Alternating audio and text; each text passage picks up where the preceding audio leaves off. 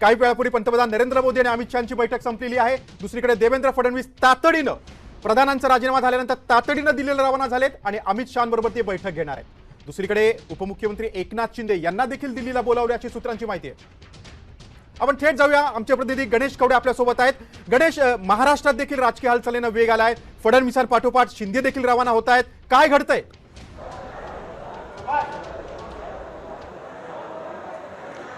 नक्कीच शिक्षण मंत्री धर्मेंद्र प्रधान यांच्या राजीनाम्यानंतर हालचाली वाढलेल्या पाहायला मिळत आहे। मुख्यमंत्री देवेंद्र फडणवीस आहेत ते तात्काळ दिल्लीसाठी आहेत ते रवाना झालेले आहेत। देवेंद्र फडणवीस दिल्लीमध्ये दाखल होत आहेत की नाही त्याच्या अगोदरच एकनाथ शिंदे यांना देखील दिल्लीतून फोन आलेला आहे आणि त्यांना देखील आहे ते दिल्लीला बोलवल्याचं सूत्रांकडून माहिती मिळते। त्यामुळे महत्त्वाचे दोन्ही नेते आहेत ते दिल्लीमध्ये गेलेले आहेत। देवेंद्र फडणवीस यांचे अमित शहा यांच्याबरोबर देखील या सगळ्या हालचाली आहेत त्या होताना पाहायला मिळतात आणि प्रामुख्याने महाराष्ट्रामध्ये देखील हे आंदोलन आहे ते मोठ्या प्रमाणामध्ये झालेलं पाहायला मिळत होतं। यामध्ये जर पुणे असेल, नागपूर असेल आणि मुंबई हे सगळे महत्त्वाची जी शहरं आहेत आणि याच्यामध्ये खरं तर ही आंदोलनं मोठ्या प्रमाणात झाली होती आणि त्याचमुळे कुठेतरी या पार्श्वभूमीवर देवेंद्र फडणवीस यांना दिल्लीत बोलवलं गेलेलं आहे असं देखील कळतंय। आणि त्याचबरोबर मंत्रिमंडळाचा विस्तार गेल्या काही दिवसांपासून चर्चेत आहे आणि या विस्तारा सगळ्या संदर्भामध्ये आहे ती एक चर्चा होऊ शकते असं देखील म्हटलं जात आहे आणि त्यामुळे कुठेतरी देवेंद्र फडणवीस यांना पुन्हा एकदा दिल्लीमध्ये आहे ते स्थान मिळतंय का हे देखील पाहणं गरजेचं आहे। या घडामोडीमुळे